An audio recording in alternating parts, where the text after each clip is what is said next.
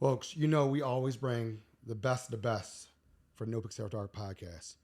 And I was researching, and I was like, I found the right person from Washington, D.C., the DMV area to come down to Baltimore, hang out, and talk with me.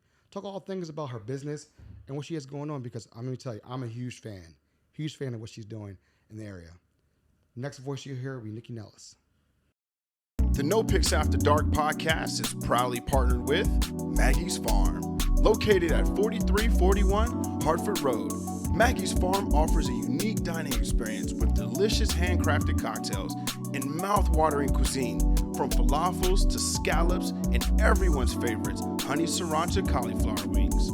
Open for dinner from 4 p.m. until 10 p.m., Tuesday through Saturday, and for brunch, Saturday from 11 a.m. to 3 p.m., and Sunday from 11 a.m. to 4 p.m. with delectable chicken and waffles, shrimp and grits, biscuits and gravy, and more.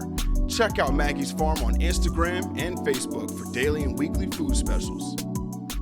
OpenWorks is Baltimore's largest makerspace, offering access to tools ranging from 3D printers to welder, and training in how to use them. OpenWorks also offers affordable studio space, a coffee shop, and fun-free events throughout the year. But OpenWorks is more than a public workshop. It's a community of creative professionals, students, seniors, entrepreneurs, and makers of all kinds. Check out the website at www.openworksbmore.org or Instagram at open_works_bmore for class schedules, membership options, and more. NoPixAfterDark is sponsored by Snug Books, an independent bookstore serving Northeast Baltimore and beyond. In addition to featuring new books for all ages, the store also carries cards, stationery, gifts, games, and more. Visit snugbooks.com to shop online, learn more about the store, read our latest newsletter, and find a calendar of events, or come browse the store in person. Snug Books is located at 4717 Hartford Road, next to Zeke's Coffee in Hamilton, Laurelville. There is free parking behind the store, and opening hours are Tuesday through Sunday, 10 a.m. to 6 p.m.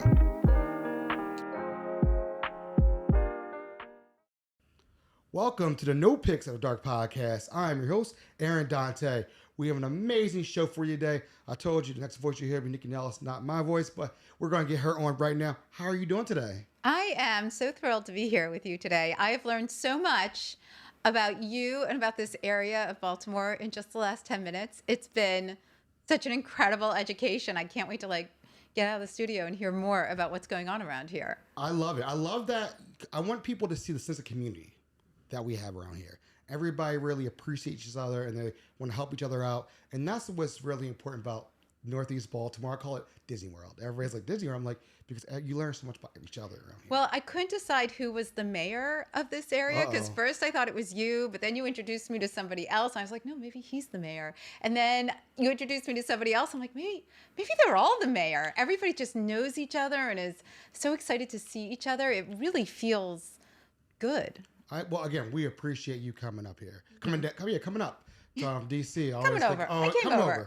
And we talk, and just like I said, I'm a big fan of what you got going on. Thank you. And I'm appreciative. Every time I tell people, we can't get time back. And I'm so appreciative that you took your time out your day to come out, hang out at the studio, hang out in Northeast, and just chit-chat about what you have going on. So tell the audience a little bit about you. Let's get a little bit background about you. Sure. So I'm Nycci Nellis. I have been covering the DC food, wine, and hospitality scene for almost 20 years now. I created my own little niche of business. I launched a website way before blogs, like before social media, before YouTube, before all of it. I launched a website called thelistareyouonit.com. It's an online e-zine. It covers everything happening in the DC metro area. Now, I definitely hit some of the things going on in Baltimore and Northern Virginia, depending what comes my way. But it really started as information that I wanted. At that time, the bigs like Washingtonian, even Baltimore Magazine, Washington Post, nobody was using email nor the internet yet as a way to communicate in the moment what was happening. And I was realizing that all these food and wine events were happening and festivals were happening. And if they didn't make it into the weekly food roundup or the monthly roundup for the magazines, it just didn't happen. And not knowing things like that made me crazy. I also really wanted to know more about what was happening within the restaurant community. I wanted to know if a chef from across the street moved across town.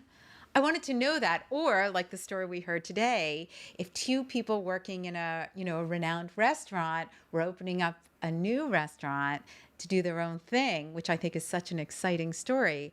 I wanted to know that. And nobody was, at that point in time, now people talk about it, but 20 years ago, that was not part of the conversation. So that's how my site got developed, thelistareyouwantit.com. It has a huge calendar. It has a buzz column. It has every restaurant opening. It has every restaurant coming soon. We do other like little feature columns, but that really, like, talk about right place, right time, right? It was before blog, so I started getting invited to things and I started meeting all these people I really admired, and started networking and making connections. Not my plan. I did not know that that's where this would take me. And, before I knew it, I was getting opportunities to write for publications. I was a regular feature on WTOP, the all-news radio station in Washington. I was getting asked to do television on a regular basis. Like, I was getting asked to do a lot of things. And I was like, I did not see this as part of what my plan was, but I loved it. And I leaned into it. Well, yeah, so I love hearing that story. I love it. Because we're going to get into that. We'll get into that in the second half. Because I really want to get to the nitty gritty on like how this started. You're before Google pretty much. Like, think about it. You were like, so like you have done things and you were, I would say, a pioneer. You laid the groundwork for a lot of things that are out here right now. So we always want to give people their flowers, as the young people say. Give them the credit would do. So let's talk a little bit about you. Where are you from originally? Did you grow up, are you from the DMV area? I am not. So I grew up in New Jersey, northern Jersey, about 30 minutes outside of New York City. I had a beautiful childhood. I had a family that loved to travel, loved to eat. We were all about food. I grew up in a household that while we were eating breakfast, we needed to decide what we were doing for lunch, and we needed to get dinner. Like, everything had to be set because, what if we didn't have plans? It was always a thing. So food was really important. I had a really good friend who loved to cook at a very early age, and I took her passion with, we did it together. Like at 13, we were throwing dinner parties for our friends. We loved to cook. So I really took my passion for knowing what's going on in the industry and also cooking and sort of combine them. I think when I was in college, I went to school in Boston. I thought for about 20 minutes that I wanted to be a chef. But I was very fortunate. I actually had internships in college, and I interned, coincidentally enough, at WTOP Radio. Interesting. Not from a food component, just news. And then I did something at NPR. And then my next internship was at a magazine. So I guess I always kind of thought maybe I would go that way. But I have no complaints. I had an idyllic life. Do you know what I mean? Not that we don't have ups and downs, but I was really blessed by the opportunities that I was afforded. Now, so think about those dinner parties that you had going back. What was like, do you remember like the first meal you guys cooked for your friends? Like, do you remember that a little bit? So this is my girlfriend, Allie, and she and I, first of all, we would play restaurant when we had to babysit our younger siblings. And I don't know, we would make an absolute mess. But the very first time we had a dinner party for like couples, we did not go easy. We did not pick the easy recipes. So we did a croque-chambeau cake, which is profiteroles stuffed with pastry cream, and then created into a cone, and then you sort of spool caramelized sugar over it. We had no idea what we were doing, none. But that was the kind of stuff we really loved to do. There was a time in my life where, I cooked so differently than how I cook now. I mean, I love how I cook now, but I mean, I used to pick the hardest recipe. And if I saw a recipe that looked simple, I'd be like, but now I'm like, I'll take that simple recipe. Who was the cook in your family growing up? Who was the one that like everybody went to and they're like, I want to cook, or was that a collective thing? Because when I grew up, it was my uncles. My uncles were like, could cook were they really? anything. Like they could throw something together with like 4 or 5 ingredients. And what were they cooking? What were they doing? Oh man, my uncle could make a collard greens, a macaroni and cheese, and this is at 2:00 in the morning. And he's like, all right, just give me some flour. We'll fry some chicken up, or we'll fry some catfish up. It would always, or bake some, turkey wings. I mean, he would make a meal. Turkey wings are enormous. Oh, but they're amazing. That's one of my favorite dishes. I totally get that. I love turkey wings with onions on it, slow cooked in the oven, or smoked. Oh my God, that sounds delicious. I always try to tell. So I cook a little bit. Okay. So I've learned from them.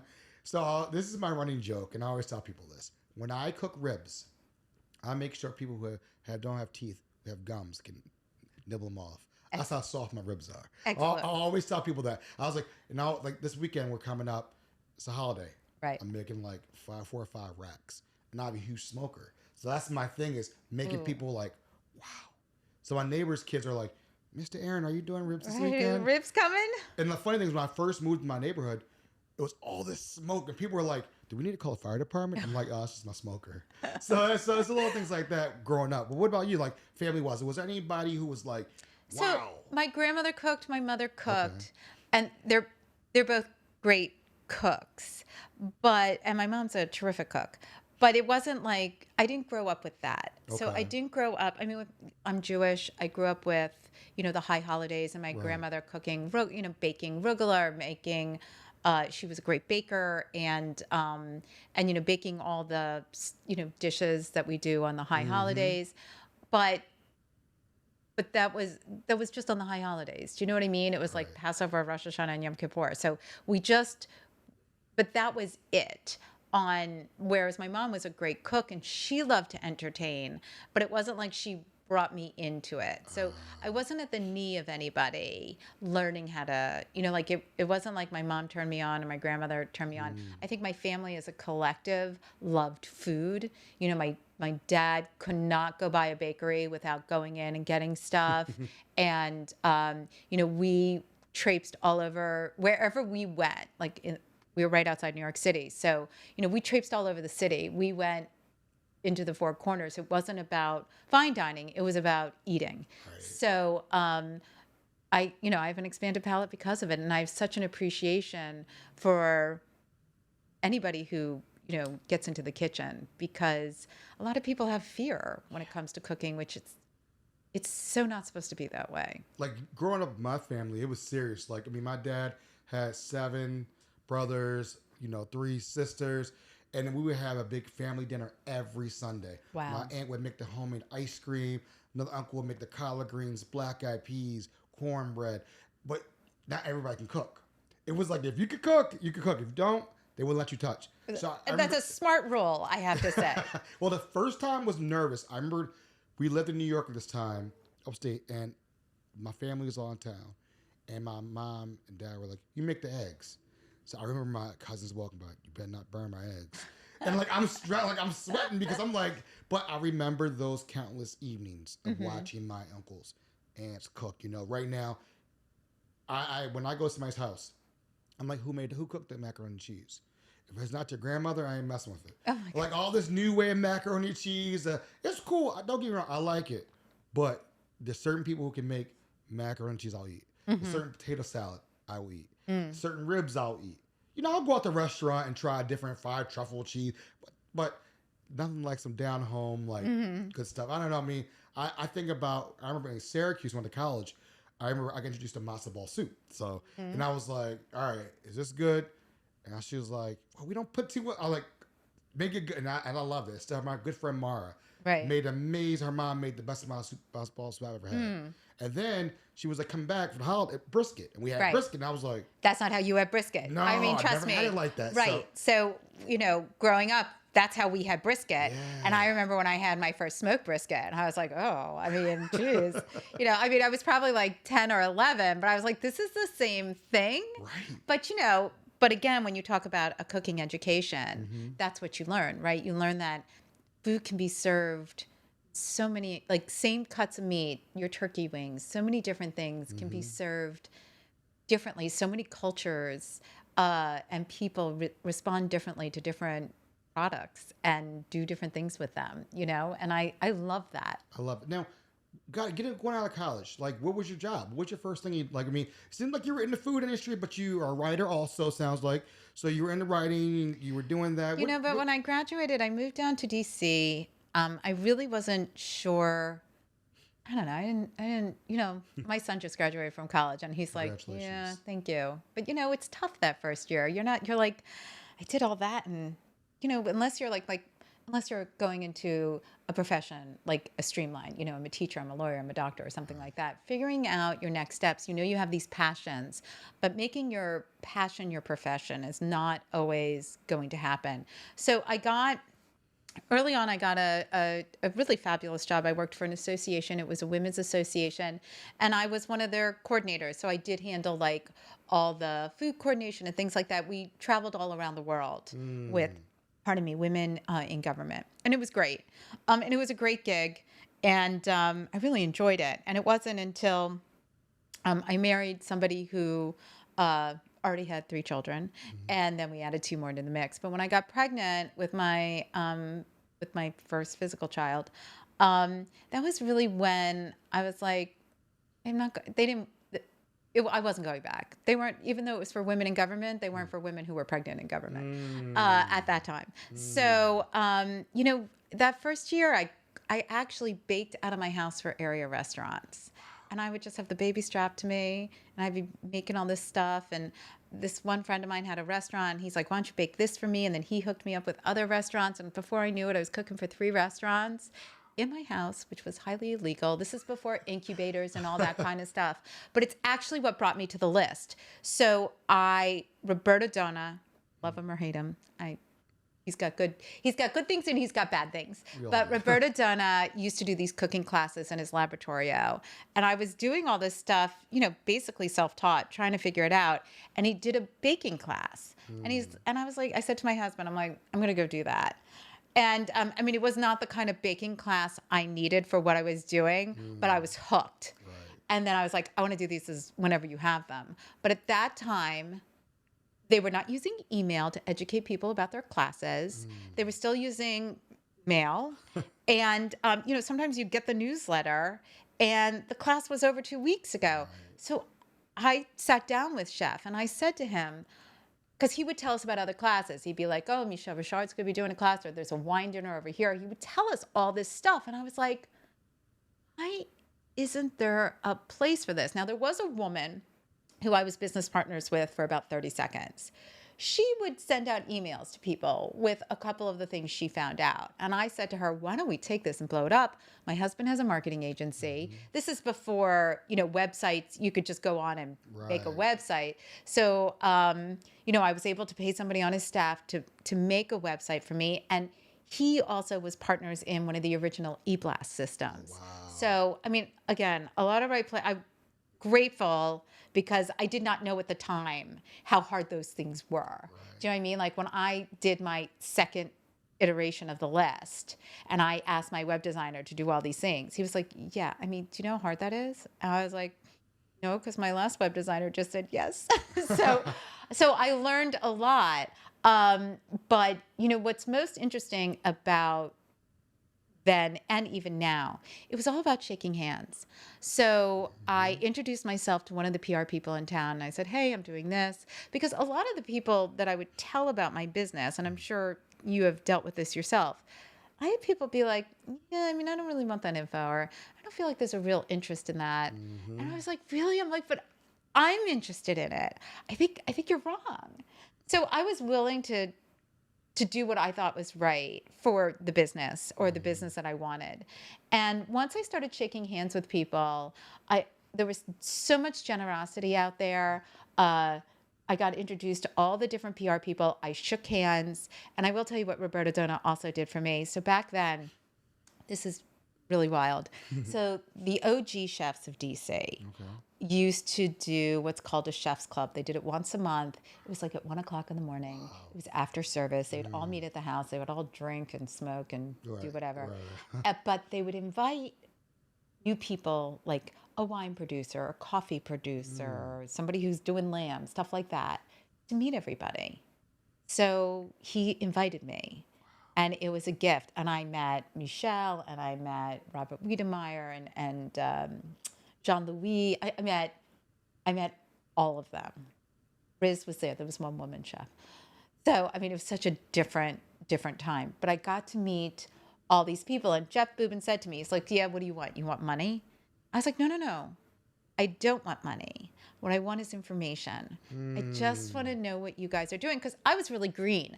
I didn't know who handled what. I didn't know whose PR person. I mean, PR is totally different today. Like, I didn't know who was doing what. So they all put me in touch with their people. And, I was like, eventually I want to make money. Right. But right now I want the content. So through that, I was able to network even deeper. And that's really how it launched. I love it. Folks, we're going to talk about everything, about how she's launching it. She has an amazing website. Let me tell you, I went through it. It's a good website. Thank you. It's a very good website. Like, I mean, everything's on it.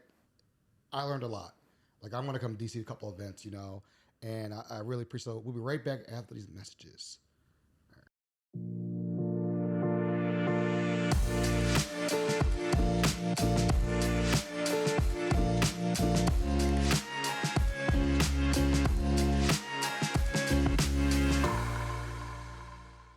When you give to United Way, your gift could be the first spark of something bigger. It can help provide nutritious food for a family in need, because eating healthy shouldn't be a luxury. It can help someone with housing challenges and be a catalyst for a new beginning, because a safe space to call home is the foundation for building a better future. Give today. Spark something bigger. The NoPixAfterDark podcast is fueled by Zeke's Coffee. Have you tried their coffee yet?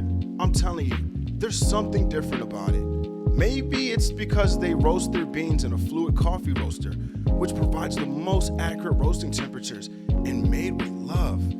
You will just have to check it out for yourself and try their delicious food while you're at it. Open now for curbside service, online ordering, carry out, and they also do wholesale. Visit Zeke's Coffee at 4719 Hartford Road. Open Monday through Friday, 7 a.m. to 6 p.m. and Sunday, 8 to 5 p.m. Kitchen closes at 3 p.m. or visit Zeke'sCoffee.com and you too can be fueled by Zeke's.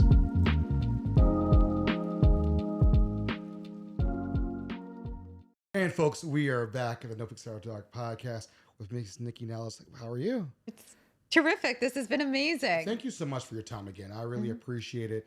I know I tell you every time you can't get back, so we really appreciate you hanging out in the studio for a little bit. So let's get into it. The list, are you on it? I mean, I love everything about it. So give us a little background.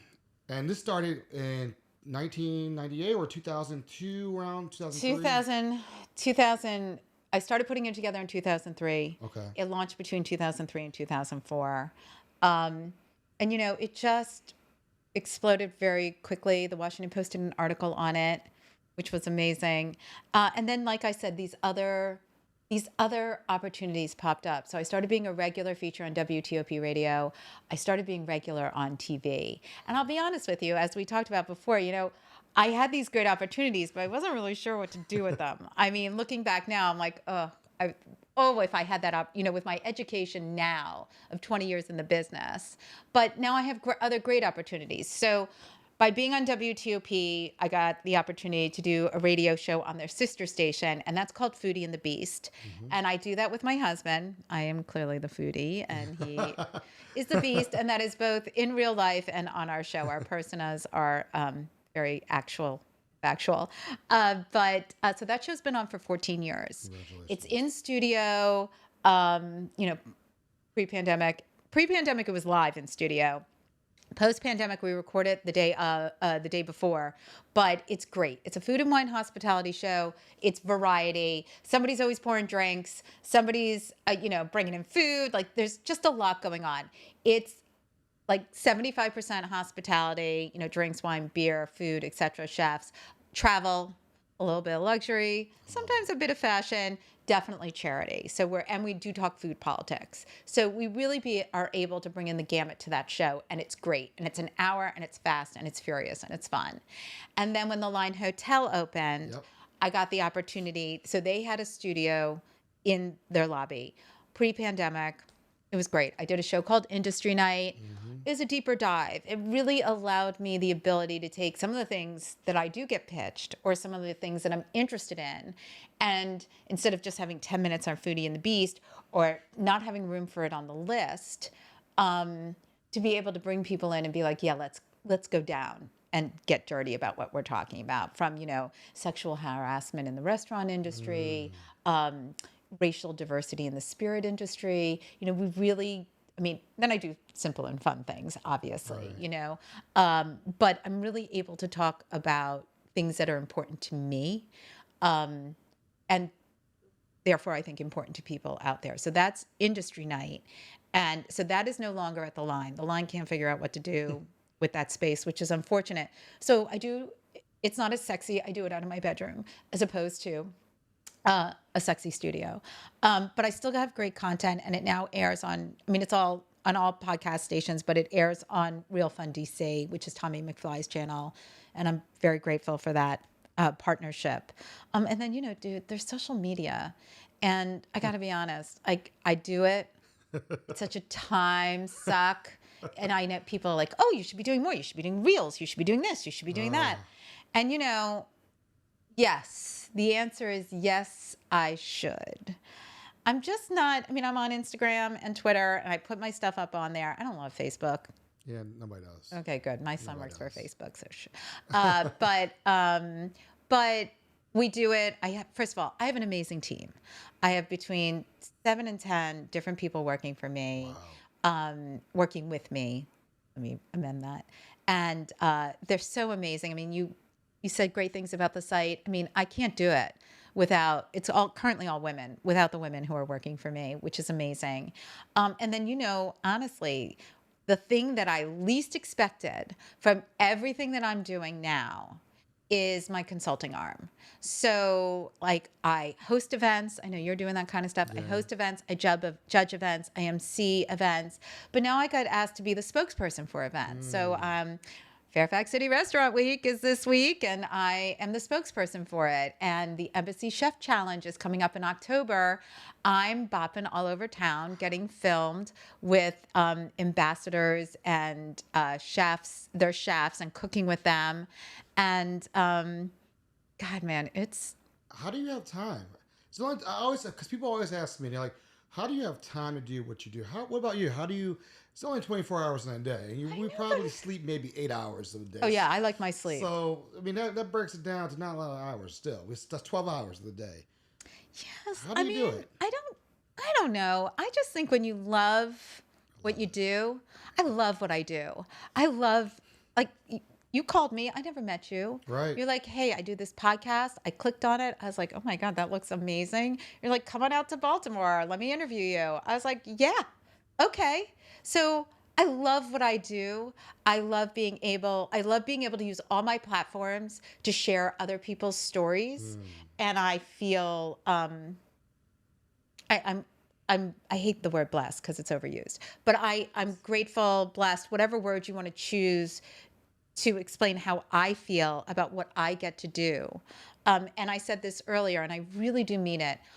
Not everybody gets to make their passion their profession, and not everybody knows what their passion is. My passion was always food and hospitality, but I didn't know where I fit in.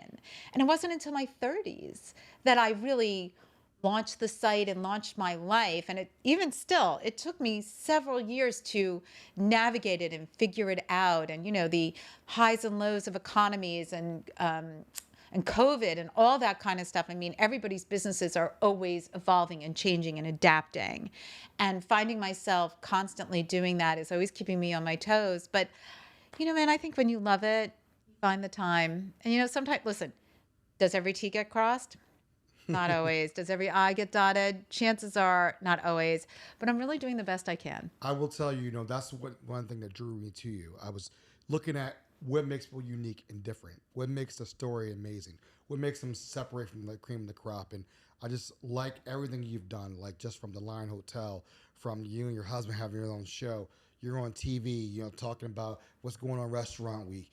And the thing you built, and I love that you built that. I love that it's taking some time, but you are doing it, and you're walking the walk, talking the talk, and it shows through the camera. I'm listening to you right now, and I'm like, and I'm normally not blown away in an episode. Like, I'm sitting here like, damn, like, this is really, I wish you could teach a class on this, because that's so nice. Because you have really good guests. I mean, you really bring in people who have incredible stories, and you give them the platform to share them, but you also really educate your audience. Like, I go back to, I thought Brooke Learman was amazing. Like, that was a great interview. Listen, she's a great interview, but you did an amazing job. And that was a live show at Union. I heard that. Yeah, so, I mean, we have another one coming up very soon. Cool. We did something in Ocean City where they had conferences of Maryland Association of Counties. So, got one coming out with her, and Westmore coming out also. We got some stuff coming out. Oh my God, Westmore! I can't wait to hear that one. We got some fun stuff coming out. We have some fun stuff, but I mean, hey, you're a rock star yourself. Oh, well, thank you. And I guess, did you ever see yourself at this point when you started 20 years ago doing this? Did you ever in your wildest imagination just think, I'm going to be on TV? They're calling me. They're saying, hey, come on. We need your expertise. Like, now you were that person. How does it feel? Like, did you ever see yourself doing this? I think we all have well, maybe not everybody. Mm-hmm. I think for me, I always had visions of some sort of notoriety, but I couldn't tell you how it was going to happen. It's like when my daughter was like 5, she's like, I want to be a pop star. And I was like, you can't sing. I mean, how are you going to make that happen? Right. And so, I wanted those things, but I didn't know what that looks like. So I wasn't intentional in figuring that part out. So no, I am always pleasantly surprised by all of it. I really am. I love it, and it feels really good. How do you keep people like interested and then vested in what you got going on? How do you keep the magic? Because I mean, you're going 20 years strong. How do you do it? Because I'm sitting here like figuring out every day. What? That's an excellent question. I mean, staying relevant in a world that is always changing, and being accessible to people of all ages.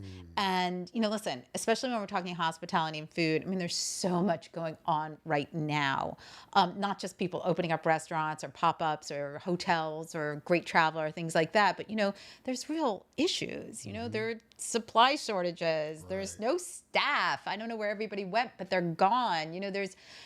There's service charges. Like, there's a lot of questions people have. So being able to be a part of that conversation and making everyone feel, whether you're 70 or you're 17, if you have an interest in dining out or food or grocery shopping, whatever it is, farmers markets, if you have an interest in eating, this is of interest to you. So being accessible to everyone, I think, is really key. I constantly am evolving. I'm looking at what's new. I'm always looking at what my next thing is, so that I stay relevant. Because there's always that fear of, at some point, does my voice still matter? So I'm hoping that because it's not just my voice, I'm sharing so many others, that their voices matter more. I think your voice is here to stay for a while, because I just looking at your website, looking at your social media, people who listen to this show, watch the show, I'm like, wow, now I can keep up to date on what's going on in DC. Baltimore's only a 45-minute ride away. I can hop in the car, I can go in the MARC train, I can go grab dinner, go see a play, or go see a musical, or go see a concert, or some events. and go and come right back. You know, we're so close to each other that there's so many amazing events going on. And now I'm going to definitely push and say, hey, check out her website. Check out. And like, do you still do newsletters? Do you send them out to people? Every Friday, the list blasts out. So every Friday, it's not a letter. It's just a bunch of pictures. So every Friday, the list blasts out to let you know that it's been completely updated. Now, 90% of the site is updated daily. Oh, wow. There's just one column, the buzz column with all the promotions and stuff like that. We update that once a week. But the coming soon list gets updated daily. The openings page gets updated daily. All the like media and specialists, like all that gets updated. The calendar gets updated daily. So we really work very hard to keep the site as current as possible so that when you go on the calendar, you're like, what am I doing today? You can see all the different things. Or you can be like, what's opened? You know, you can check it out. Or, oh, I thought this opened. You go to coming soon. You're like, oh, I guess not. So that's just sort of how it works. Yeah, I know we're going to wrap it up, but I really think that I've learned a lot from you. I'm actually doing more DC people. I'm actually doing the president of DC Destination DC coming up. Oh. I'll actually be in DC interviewing him coming up. Cool. So again, just I want my audience to, hey, travel. Willing to go. Why not travel? We're 40 minutes away. Why not go DC for a day? Excellent. You know, I always have friends asking when they come in town to Baltimore, hey, let's go to DC. And I'm like, I don't know what to do. I find myself, because I'm used to going to other like my same old spots. But I want to learn a little bit more. I want to go to our beer garden. I want to go somewhere where we can sit outside and have a drink and relax and have a good appetizer, some grilled calamari, some nice oysters, something like that. Like, you know, I used to like going to Old Ebbitt's, going there, getting oysters. Okay, I'm not sending you to Old Ebbitt's. I mean, there's nothing wrong. There's nothing wrong with it, but, you know, not dissimilar from Baltimore. I know, you know, we talked about this off air. You know, people love to pit DC and Baltimore against each other, which is so ridiculous. Doesn't even make it sense. Baltimore is a incredible growing city that has an incredible culture, has amazing cuisine and theater. Yes. And there's so much going on here. But if you come to DC in the same vein, like if you look down at Harbor East, right? Like the use of the waterway that was never used before. Right. I mean, in DC, the wharf, it's insane. You know, where Nat Stadium is and into Navy Yard. I mean, all of that, Navy Yard, Buzzard Point, the wharf, and then eventually Georgetown. It's just going to be one walkway. It's all going to blend together. I love people with not only vision, but aesthetic vision. So it's not just going to be like a walkway. It's just going to be a gorgeous outdoor space with landscaping and hardscaping. And it's like now when you're at the wharf, you're like, wow, I love it. Beautiful. Or like Union Market, you know, that area. So I know we don't have a lot of time, but 12 years ago when Jody McLean and Scott, I can't think of her business partner's name, of Eden's Real Estate, when they were going to launch Union Market, they basically got a group of people together. I don't know why I was there, but I was thrilled to be there. And they laid out their pitch. And they're like, we're going to build this Union Market. It's going to be this food hall. You've never seen anything like it. And we're going to show the rest of the world that if you build it, they will come. They built Union Market. They did insane amount of programming. Everybody came. It's always crowded. And I saw their original designs. And now when I go down there, I'm always like, you look at this. I mean, 12 years later, there's hotels, there's a Trader Joe's, there's all these fabulous residences. They said it would be the meatpacking district for DC, and it is. Yeah, it is. That's where my friends, when we go to DC, they always get meat from there. They always get the meats from Union Market all the time. Oh, sure. All the time. That's where they go get the best ground beef, stuff like that. So I'm gonna throw something to you. So I always do a speed round. It's always fun for everybody. It's always I love fun. it. Bring it on. All right. Since you're in the food industry, okay. Brunch or dinner? I love making brunch, but I'd rather go out for dinner. Ooh. Okay. So what is your go-to dish for brunch and dinner then? Oh my God. Dinner, honestly, Le Diplomat. They do lobster frites. Oh my goodness. Sick. It's so good. Okay. Oh my God, I'm drooling just thinking about it. Thinking about it. So brunch, I have all these fabulous menus. Okay. But I do these potato-bottomed egg quiches. Or frittata. So it's got potatoes on the bottom, like a potato pancake, and then you do the eggs on top. It literally slides out of the pan, and you cut it, It's gorgeous, and everybody's like, "Whoo!" Because you can top it with, meats, or you can add vegetables. You can just make 16 different kinds. It's great. I love it. I love it. All right. Snowball or ice cream? Yeah, Snowball. I mean, is that a Baltimore thing? Snowball's a Baltimore thing. Okay. It's a Baltimore. Next time you come in town, I'm gonna have to try a snowball. It's a Baltimore thing. Okay, yeah. She's like, a snowball, yeah. I'm like, yeah, ice cream. I'm gonna have to go with ice cream. That's fine. All right, so crabs or crab cakes? So I'm gonna say crabs. Okay. But I also love crab cakes. I like good crab cakes. Okay. Apparently, there are really good crab cakes down the street. Right. Coco's. I'm going to Yes. have to go do that next time. You're going to have to check it out. Favorite concert you've ever gone to? All right. No judgment. No judgments. No judgments. Okay. Madonna. Okay. No, nothing's wrong with that. Yeah. Old Madonna. Well, Okay. like Madonna from like 2010 and beyond. Not Madonna today, because girls lost her mind. But I was a Madonna wannabe. So If I were to hop in your car right now, what would come on the radio or CD player? Or what would be the first song that would hop on? what would be the first song? I don't, if I turned on my radio, it'd probably be on like hits today. Okay. So like I listen to everything. I love, except country. Okay. I don't dig the country. So I really do. I like stuff from the 80s and 90s and the aughts, and I love all the new music out today. Like Lizzo's new stuff is amazing, and Beyonce's new album is great. And I mean, I'm really open to all music. I just like listening to music. Nice. What is the best advice you've ever received? Money doesn't care who spends it. We're leaving on that note. I like that. Where can we find you on social media, your tags, whatever? Where can we find you so they can look you up at this episode? Absolutely. It's at NYCCINELLIS on Instagram, Facebook, and Twitter. Folks, thank you, Ms. Nycci Nellis, for coming down. I'm so honored. Thank you. This has been a blessing. I'm going to say blessing because Okay. I enjoy these interviews and I just learn a lot, and I hope my audience learns a lot. Please check her out when you go to DC. You know where to find me at NoPixAfterDark.com, PIX. And you can find me all my handles through there. Thank you so much. Thank you. Love, peace. We're out.